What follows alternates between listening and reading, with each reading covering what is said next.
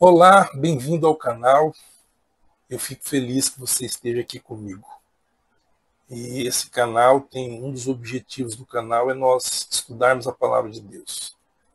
Vou te fazer uma pergunta. Você quer ser vitorioso?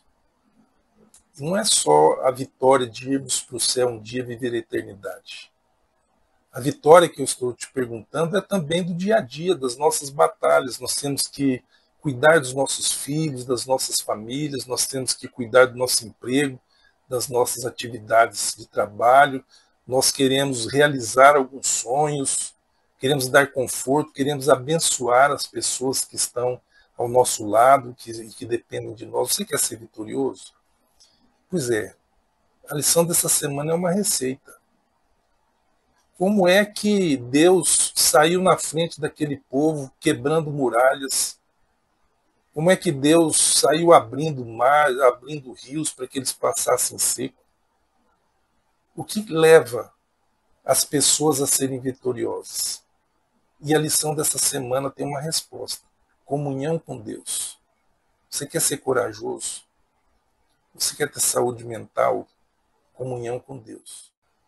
Lá no livro de Deuteronômio, capítulo 6, no Shemá, Deus simplesmente diz: você fala disso aqui, disso que eu tenho te ensinado para os teus filhos, fala andando pelo caminho, ao levantar, ao deitar.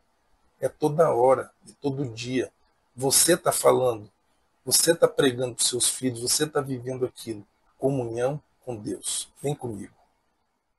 Querido Pai, nós pedimos, ó Deus, que o Senhor nos ilumine, a todos nós, no momento em que vamos estudar a Tua Palavra. Que o Senhor esteja com esse amigo, essa amiga que estão aí para assistir esse vídeo.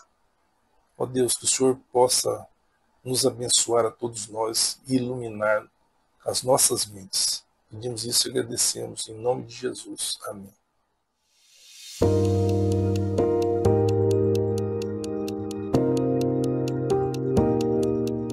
Lealdade suprema, adoração em zona de guerra.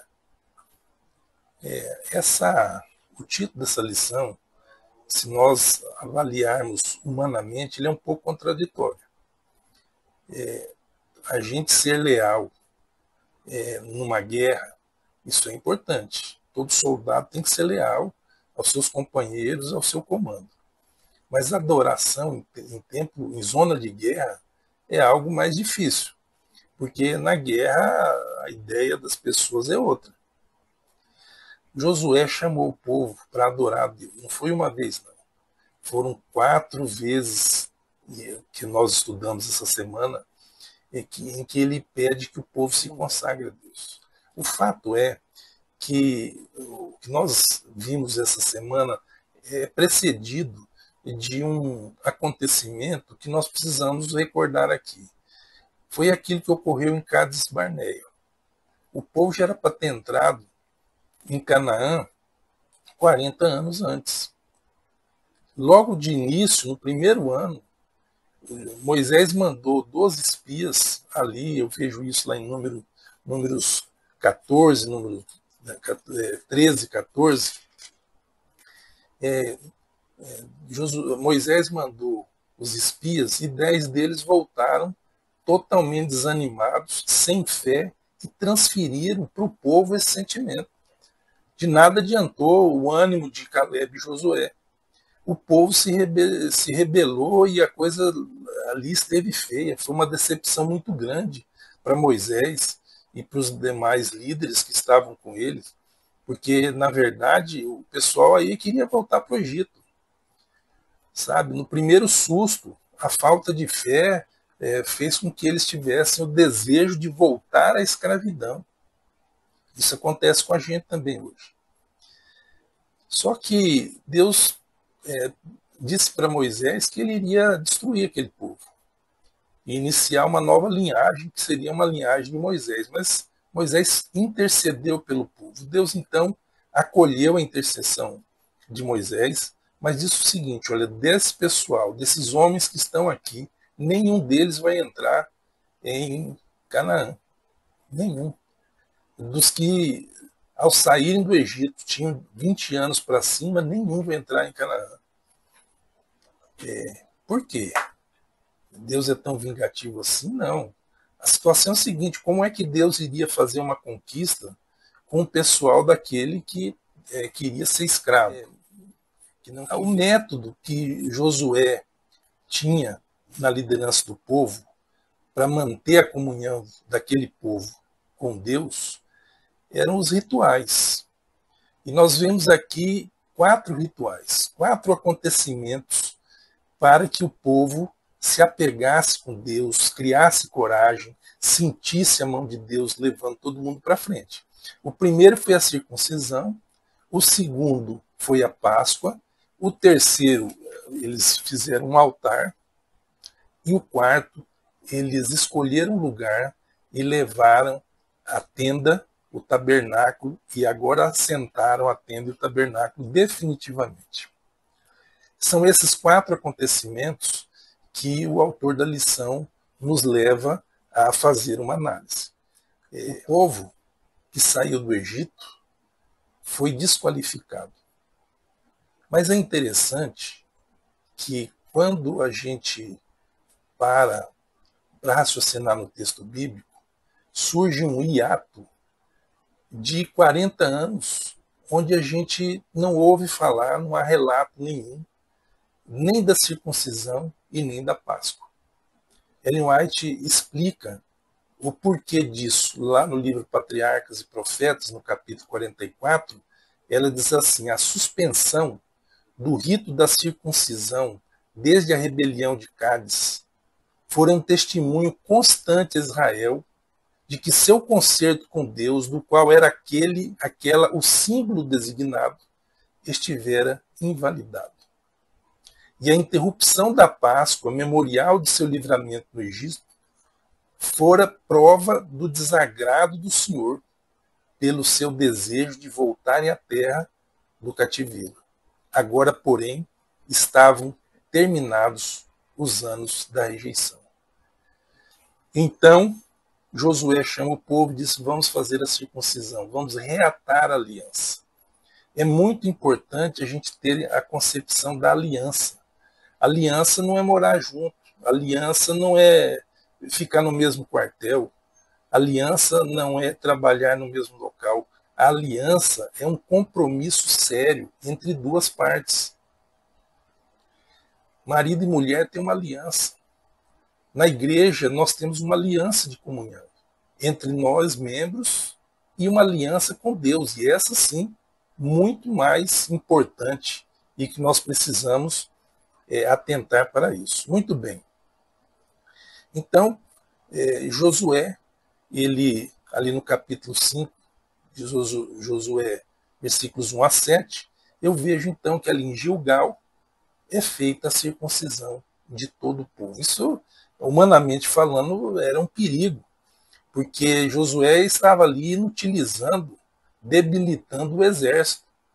Eles precisariam de um tempo, inclusive, para sarar, para curar da circuncisão. Mas Josué sabia que o mais importante era honrar a Deus e manter a comunhão com ele, porque eles poderiam ficar com os prepúcios deles, mas vencer a batalha seria mais difícil. Feito isso, a circuncisão, nós temos que entender o sentido espiritual disso aí.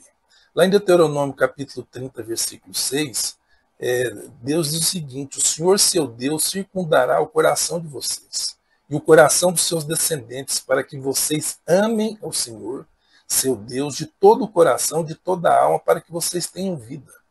No real sentido, a circuncisão é no coração, é na mente, na racionalidade, é na emoção. O que Deus quer fazer com as pessoas é circuncidar, na verdade, o seu coração. A aliança que Deus quer fazer é uma aliança muito mais profunda do que uma marca física.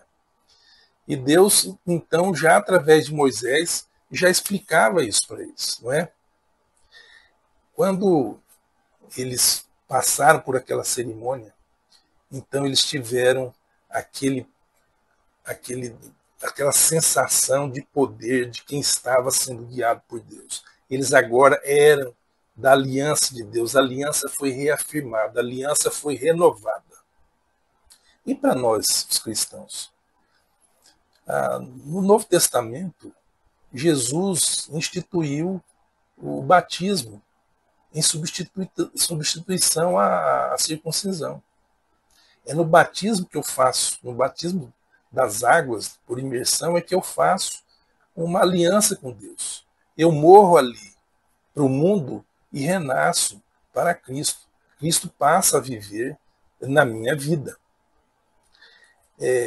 Eu posso ler aqui em Colossenses, no capítulo 2, versículos 11 e 12, o seguinte: nele também vocês foram circuncidados, não como uma circuncisão feita por mãos humanas, aquela circuncisão do Velho Testamento, mas pela remoção do corpo da carne, que é a circuncisão de Cristo.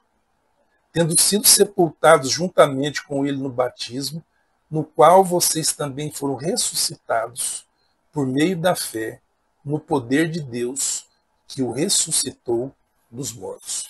Eu viro a página e vou agora ter uma outra cerimônia que Josué chamou aquele povo para fazer, para ter comunhão com Deus. Logo após essa cerimônia da circuncisão, essa renovação, essa firmeza de uma aliança do povo com Deus, o povo já fortalecido, todo mundo, eu penso, imaginava, vamos para a guerra, agora vai. Mas Josué chama o povo para uma Páscoa. Por que essa insistência?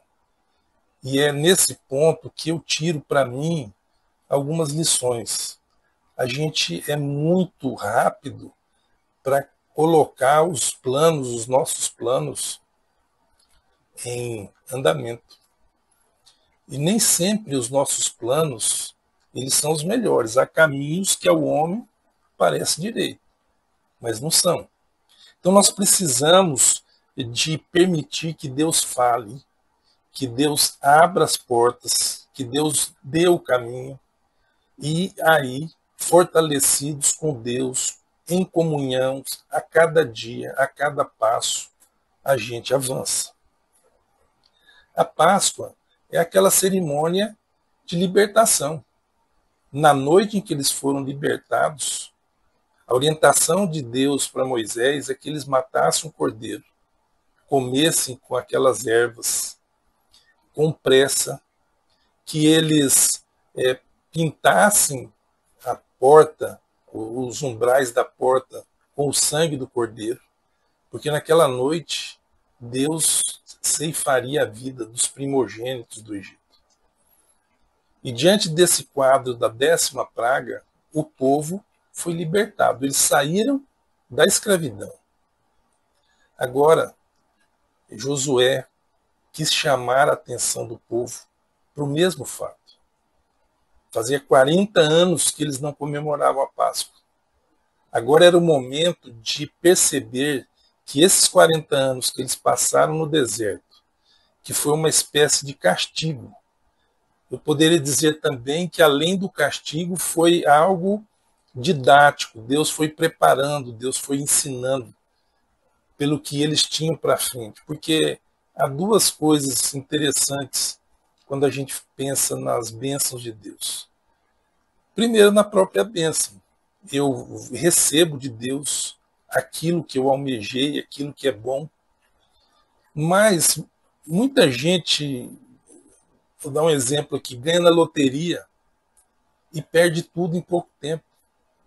Não houve preparo, não houve aprendizado, não houve reflexão sobre o que é o dinheiro, como se ganha dinheiro, como se guarda dinheiro, como se gasta dinheiro. Não houve esse preparo.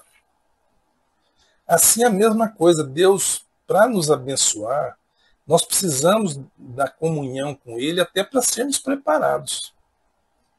Deus precisava ensinar aquele povo o que era ser libertado da escravidão, o que era conquistar uma terra para viver em cima, o que era manter essa terra. Então Deus precisava, e essa foi uma forma didática.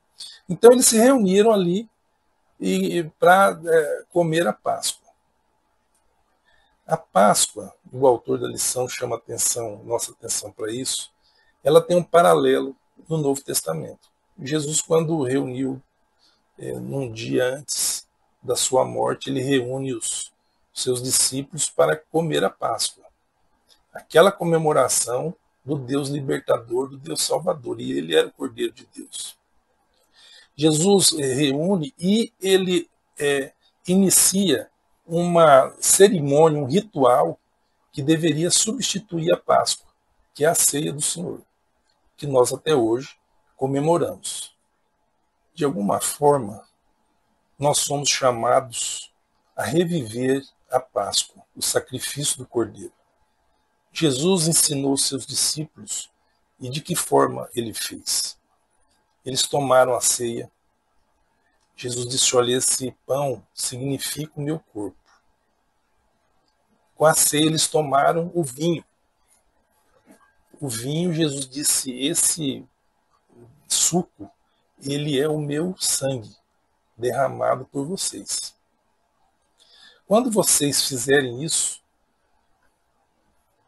por todo o tempo em que a igreja estiver ainda nesse mundo, vocês não se esqueçam de que eu morri por vocês e sempre se lembrem de que eu estou para voltar na vida de vocês. Quer dizer, a Páscoa é um olhar para o passado, uma transformação do presente e uma contemplação do futuro. Mas eu gostaria apenas de fazer um breve espaço aqui para a gente tratar do assunto da ceia, que me preocupa, por isso o autor trata da ceia e eu gostaria de falar sobre isso. Muita gente não participa da ceia, pelo medo que tem de estar tomando a ceia indignamente. Lá em 1 Coríntios 11, 27 e 29, há uma passagem que fala do cuidado que nós devemos ter para não tomarmos a ceia de forma indigna. O que estava acontecendo em Corinto e essa expressão do apóstolo Paulo nós precisamos de entender? Primeiro, que quando eles reuniam para tomar a ceia, alguns se embriagavam, outros deixavam os pobres e as viúvas ali sem participação nenhuma no alimento. E aquela igreja tinha problemas gravíssimos de facções, divisões, de orgulho espiritual. Então o apóstolo Paulo está dizendo para eles primariamente isso. Olha, não adianta você querer comemorar a ceia, lembrar que Jesus morreu por você na cruz e que um dia ele voltará, com esse tipo de comportamento. Então a pergunta que surge, mas o que é tomar a ceia indignamente? O primeiro fato é esse aí. Mas nós vamos pensar que essa indignidade não é a indignidade intrínseca de um ser humano. Nós somos pecadores. Se eu for, e a palavra tem esse contexto, examinar a mim mesmo, para perceber que eu sou um pecador e nesse momento eu achar que pelas minhas próprias forças, como eu sou um pecador, é melhor eu nem me aproximar de Deus, você está se auto-excluindo de uma forma que não tem nada a ver com a Páscoa, com a ceia do Senhor. Quando a palavra diz de indignidade, ela não está se referindo à minha natureza pecaminosa, às minhas tendências, aos meus pecados passados, já perdoados, mas que eu estou sempre me lembrando deles. Né? O que é agir de forma indigna? Nós podemos ver essa indignidade que o apóstolo Paulo fala sobre 3 aspectos. O primeiro aspecto é a atitude, que é o que estava acontecendo ali na igreja de Corinto. Como é que eu vou para a ceia? Como eu vou assim para um restaurante com os amigos, para um jantar entre amigos? Esse é o espírito? Uma atitude sem a menor consagração, sem o senso da importância daquele ato? Qual é a minha motivação? É apenas dizer para as pessoas, olha, eu estou aqui também, tá? Eu sou um bom cristão, eu estou aqui com vocês. Essa a minha motivação para estar na ceia. E a outra A questão é o seguinte, é a minha questão moral. Eu não vou para a ceia sem pecado. Isso não existe. Eu vou para a ceia justamente fazer um novo acerto com Deus, renovar a minha aliança com Ele, que eu tomei, que eu fiz no batismo, confessando os meus pecados, pedindo perdão a Deus e pedindo que Ele me santifique. Agora, há um acréscimo. A comunhão não é só com Deus. Quando Deus institui a igreja, Ele diz que a igreja é um corpo. Então eu tenho que estar o quê? Em comunhão com o corpo, eu tenho que participar do corpo, porque quem é a cabeça desse corpo, que é a igreja? É Jesus Cristo. Então, se eu tenho alguma diferença com um irmão, com alguma liderança, com alguma pessoa dentro da igreja, eu tenho que dar um jeito de acertar isso aí. Essa é uma parte que muita gente acha penosa e acaba se auto-excluindo da ceia e perdendo a grande oportunidade, o grande mote de chegar naquele irmão e dizer: olha, irmão, eu errei com você. Isso tem que ser sincero, a motivação é importante. Eu errei com você e já que a gente está na ceia aqui, eu queria que a gente resolvesse esse problema e eu quero participar da ceia em comunhão com a igreja e em comunhão com Deus. Então não é o caso de você ficar pensando nos pecados que você cometeu durante a semana. Ah, eu agora me tornei uma pessoa indigna. Pecado a gente comete pela própria natureza. Nós somos os tais pecadores. E a gente só será salvo e só é salvo pelo sangue de Cristo, não pelas nossas obras. Então, muitas vezes, nós somos levados a acreditar que nós temos que estar perfeitos no dia de tomar a ceia, o que não é verdade. Então, meu irmão, na próxima ceia, não se exclua. É interessante que, quando eles tomaram a ceia, Jesus lavou os pés dos discípulos. Isso era algo impensável. Jesus era o mestre, Jesus era o rabi, Jesus era o Filho de Deus. Eles haviam compreendido isso já. Como é que a pessoa mais importante se torna servo? Veja bem, se você quer participar de uma ceia sem se excluir, a melhor coisa que você faz, e esse é um privilégio que a Igreja Adventista oferece aos nossos irmãos, a todos nós, que eu saiba, da mesma forma que nós, os menonitas, também praticam a cerimônia do lava-pés. Se você tem medo de estar indigno para a ceia, aproveita a cerimônia de lava-pés. Vá lavar o pé de alguém que de repente você até se julga superior. Vá lavar o pé de alguém que te ofendeu. Se humilhe perante Deus e perante a igreja. Essa humildade te habilita a participar da ceia. Não se exclua dessa ceia. Muito bem. Vamos então para a terceira oportunidade e nós encontramos ali no capítulo 8. O que tinha acontecido? Você se lembra na lição passada? Eles tinham tomado um couro do povo de Ai. Por quê? Eles não haviam se preparado. Eles não estavam em comunhão com Deus. Quando a gente tem que fazer grandes coisas, especialmente na obra de Deus, a gente tem que se preparar para isso. A gente tem que estar em comunhão com Ele. Eles tomaram um couro. O povo saiu de lá e matou 36. Mataram 36. Depois eles puderam rever as suas posições, os seus procedimentos. Deus deu a vitória em Ai. Quando Deus dá a vitória em Ai, Josué se lembra de uma ordem de Moisés que deveria ocorrer ali no Monte Ebal e no Monte Gerizim. Eles vão para aquela localidade e, como Moisés havia dito, o Monte Ebal, que era o Monte da Maldição, eles deveriam agora erguer um altar ali. Os altares são interessantes. Os patriarcas, lá, Abraão, Jacó, Isaac e outros povos também, eles faziam altares. O que se fazia num altar? Um altar eu erigia um amontoado de pedras e toda vez que eu passasse naquele lugar eu estava lembrando. Aquilo era um memorial. era uma lembrança do meu encontro com Deus, dos momentos que eu passei ali. Era um momento em que eu erigi aquele altar porque Deus se comunicou comigo, porque eu tive um grande sonho, como Jacó teve na fuga dele, e ele erigiu um altar ali. Então, os altares eram significativos, e eles continuam sendo significativos para nós hoje. Então, Josué falou, olha, vamos construir um altar. Humanamente falando, todo mundo ia achar, bom, vamos construir o altar no Monte Gerizim.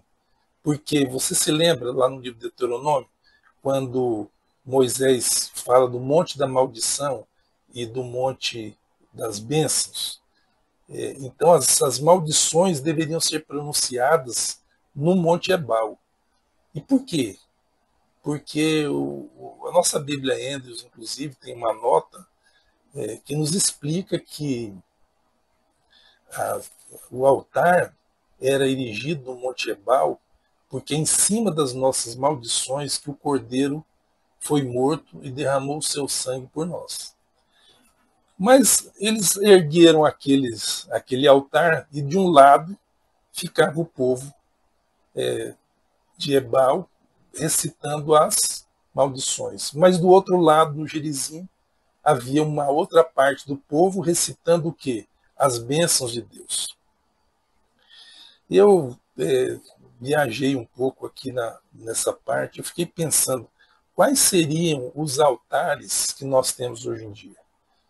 E eu cheguei à conclusão seguinte: o altar era uma presença de Deus. O tabernáculo passou a fazer as vezes do altar, e ali estavam os dois altares, o altar do holocausto e o altar do incenso. E aí então os altares foram transferidos para dentro do tabernáculo. Todo o tempo que eles passaram no deserto, eles não fizeram altares. Mas quando chega ali, Josué vai lá no Ebal e faz um altar. Quais são os altares de hoje? A igreja. A igreja não, o templo. Os nossos templos são altares. Porque é ali que eu tenho a minha memória religiosa quase toda, se passa ali. O meu relacionamento com Deus, o meu aprendizado com Deus quase todo, ele se passa dentro dos nossos templos. Você entende a importância que muitas vezes nós precisamos de ter um lugar que nos traga memórias, um lugar onde nós... E você pensa, puxa, mas eu preciso ter memória disso tudo, como é que é, o que aconteceu lá dentro? Eu vou te dizer do que você tem que ter memória. E é nos templos que a gente adquire essas memórias. A gente adquire as memórias dos nossos irmãos fiéis. Quando a gente é jovem, a gente olha lá para aquele ancião da igreja, de cabelo branco, a gente acha que aquele sujeito é muito bom. São memórias dos exemplos dos nossos pastores que dirigem a igreja, dirigem o rebanho de Deus com cuidado, com aquela luta. Os hinos que nós cantamos, as músicas que nós ouvimos e cantamos com o peito aberto. Ali são as nossas memórias, por isso os nossos tempos são os nossos altares. Mas eu quero falar de um altar muito especial. Eu comprei um livro, vou pegar aqui, muitos anos atrás, eu comprei um livro em São Paulo, esse livrinho aqui, ele é escrito por um rabino. E esse rabino, o Abraham Eskel, ele vai falar da questão do espaço e do tempo. O material, o espaço, aquilo que a gente vê, que a gente ocupa. Então ele diz que Deus nunca teve a pretensão de transitar no espaço, que a religião de Deus, nos primórdios, vamos dizer, na forma como Deus pretendia se relacionar com o homem, era uma religião no tempo. E aí ele vai nos conduzindo para o raciocínio de que, na verdade, o sábado é o grande altar de Deus, não no espaço. Porque eu posso passar nesse altar, toda semana eu passo por ele. Toda semana eu me lembro das coisas de Deus. Toda semana eu estou envolvido outra vez com Deus. Seja dentro de um templo ou não, mas eu estou ali passando pelo mesmo altar. E o Rabino, então, ele tem uma expressão que eu acho bonita. Eu vou ler um trechinho aqui para você. O sétimo dia é um palácio no templo que nós construímos. Eu diria assim, o sétimo dia é um altar no templo que nós construímos. Que Deus nos faça pensar um pouco mais nos nossos altares e encararmos o sábado como um altar, onde eu me recordo e estou sempre na presença de Deus. O sétimo dia é o nosso altar. Finalmente, Josué, o povo de Israel, não havia ainda feito a distribuição da terra. Somente 7 tribos estavam assentadas. E Josué chamou o povo e falou assim: vamos ali para Siló e vamos erguer o tabernáculo ali em Siló. O tabernáculo era uma tenda que perambulava com o povo, onde o povo ia, desarmava aquela tenda, armava outra vez. E aí eles vão, e eu leio lá em Josué, no capítulo 18, os versículos 1 e 2, a lição nos chama atenção para isso. Eles fazem, então, o ritual para que eles assentassem o templo. Toda a congregação dos filhos de Israel se reuniu em Siló. E ali armaram a tenda do encontro. E a terra estava sujeita diante deles. Eles haviam feito a conquista, agora eles foram armar o templo. Nós precisamos de ter na mente o significado do templo. O significado do templo era nada mais, nada menos que a presença visível de Deus. Eles passaram 40 anos tendo a garantia de Deus, de que Deus habitava com eles. Olha a importância para a sua vida e para a minha vida da ideia de que nós precisamos ter a consciência de que Deus habita no nosso meio. Mas a coisa fica mais bonita ainda quando eu penso em templo e no tabernáculo, é quando o apóstolo Paulo diz que nós somos o templo do Espírito Santo. Então, quando eu me olho no espelho, o que eu tenho que raciocinar? Está aqui um templo onde Deus habita. Você já pensou as implicações de você se olhar no espelho e se reconhecer como um templo de Deus, onde Deus habita? E aqui é importante nós nos lembrarmos de que o tabernáculo e o templo de Salomão, depois o templo de Zorobabel, de Herodes, tinha o lugar santíssimo. E ali era um local que preocupava as pessoas.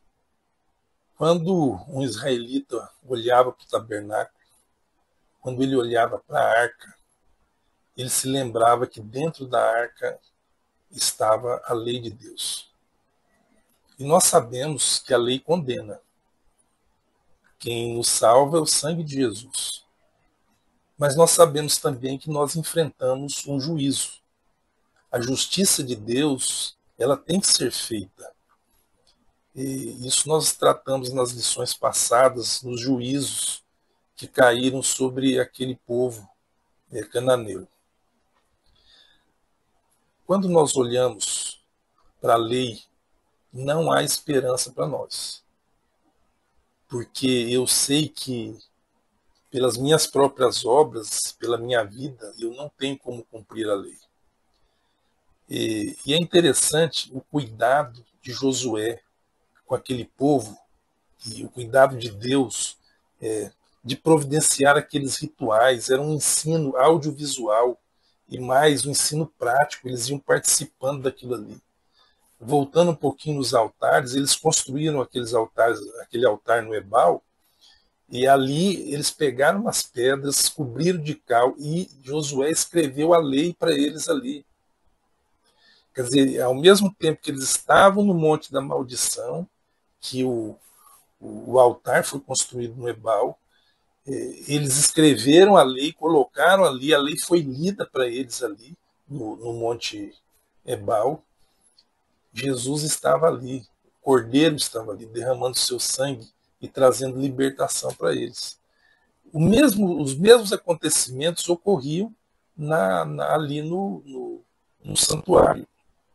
E o autor da lição nos chama para o seguinte: como cristãos que vivem no antitípico dia da expiação, é essencial mantermos nosso olhar fixo no santuário celestial, enquanto enfrentamos os gigantes modernos ou pós-modernos que desafiam nossa fé e esperança e herança espiritual.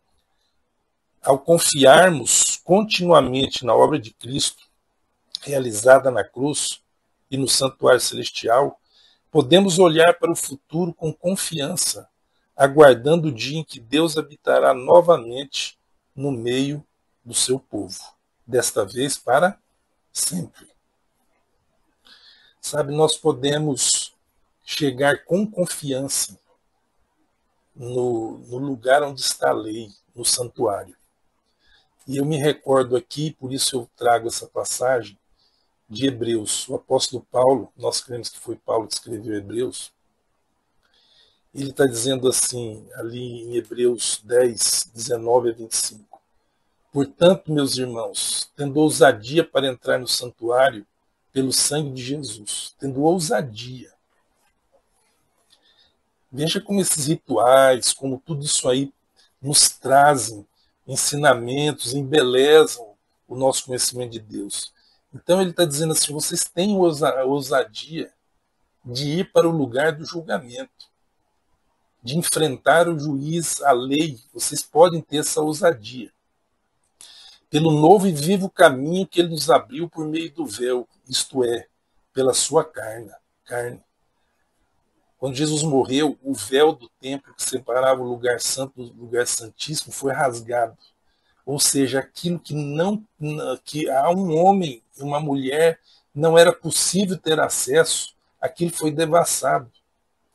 Jesus, naquele momento, aquele símbolo do véu sendo rasgado é a demonstração de que nós temos acesso ao lugar de julgamento, ao céu, porque nós somos absolvidos pelo sangue do Cordeiro.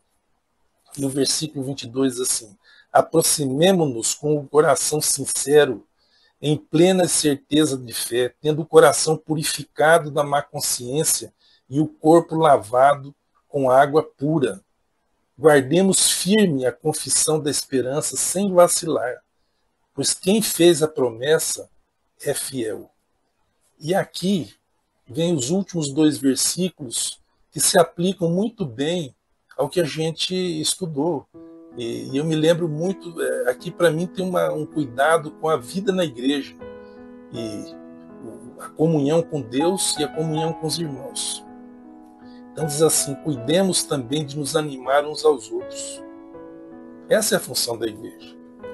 Muitos de nós estamos dentro de casa, talvez você seja um, que agora o pessoal anda chamando de desigrejado, não vai mais na igreja, assiste os vídeos pela internet.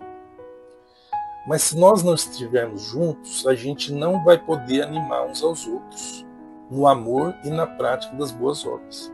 E o versículo 25 diz assim, não deixemos de nos congregar como é o costume de alguns.